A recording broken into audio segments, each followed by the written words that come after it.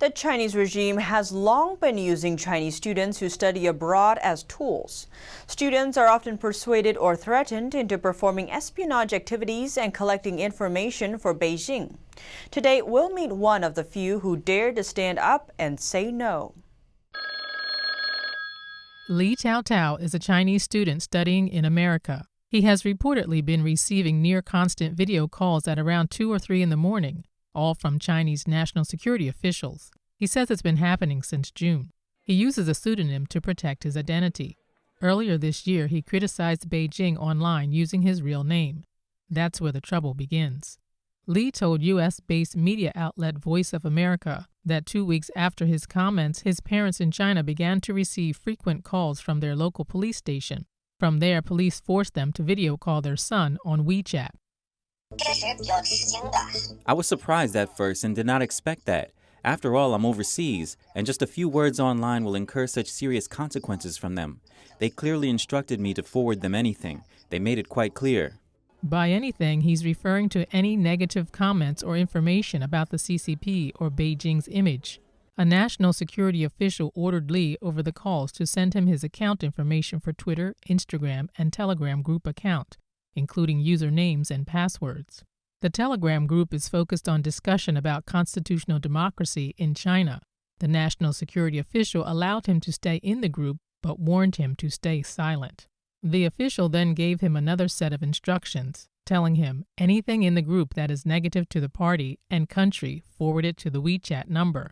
He told Li to screenshot any similar information and forward it, no matter what. Li was told it was a chance for him to gain favor and potentially spare him from trouble. He threatened it's a chance for Li to obtain merits and spare him from imprisonment when he is back in China. During our conversations, they were unable to tell what crime I committed. They know it is ambiguous and hard to define. If I were in China, that'll be easy. The national security people only say Li is anti-China and he insults the country. But Li believes being anti-Chinese Communist Party is not anti-China. I was thinking it's best they send somebody in the U.S. to contact me. Then I will immediately call the police to get the guy. It is no news that China's security forces monitor and intimidate overseas dissidents. But it is rare for a dissident like Li Taotao to publicly disclose an undercover request from them. Another Chinese, Gu Yi, is now a human rights activist. He had a similar experience when studying in the U.S. He disclosed the situation to the overseas media.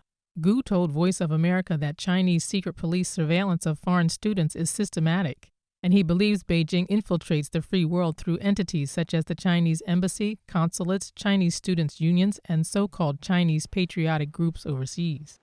I think the U.S. government should be more alert to the manipulations and activities through this semi-public gray approach. It's not enough just to understand these situations. I would like to see more decisive actions from the U.S. government. But overseas governments are starting to take action. In the last year alone, many CCP-linked entities, including government bodies, non-government organizations, media outlets, and some so-called cultural exchange centers in the U.S., have been labeled foreign missions, and more are expected to get the label. Reporting by Shu Wenhui, NTD News.